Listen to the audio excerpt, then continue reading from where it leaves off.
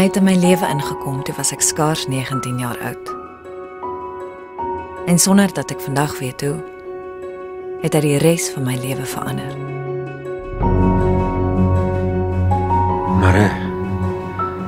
Eugène Marais. Hy het 'n slag met siekte. Dis nou maar pragtig seker. Nie net met siekte nie. Die man praat met diere. Dit het ek nog nie gesien. Nee, hulle sê hy praat Afrikaans en hulle verstaan elke woord. Selfs 'n mamba. Hulle sê as daardie mamba so opstaan, dan lig hierdie Eugène net sy hand en hy sê lê. En dan lê daardie mamba. Ek weet nie of hy iets rook of drink of wat nie, maar hy sien goed. Wat ons nie gesien kry. Hierdie steekpyn heeltyd in my bors. Miskien het hy raad daarvoor. Laat hom net van jou vat. Laat hy net waag, net om na jou te kyk. Raak net aan my. Asseblief.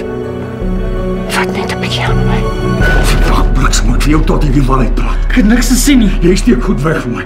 Jy en jou ma albei. Ek weet nie wat jy vir jou pa en ma vertel het nie. Ek gee ook nie om nie. Solank dit net die waarheid was.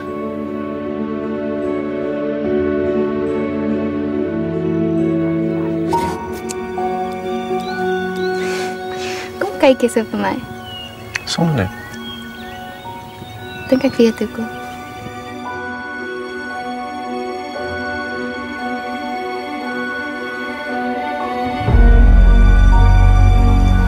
'n Mens noem dit mesmerize.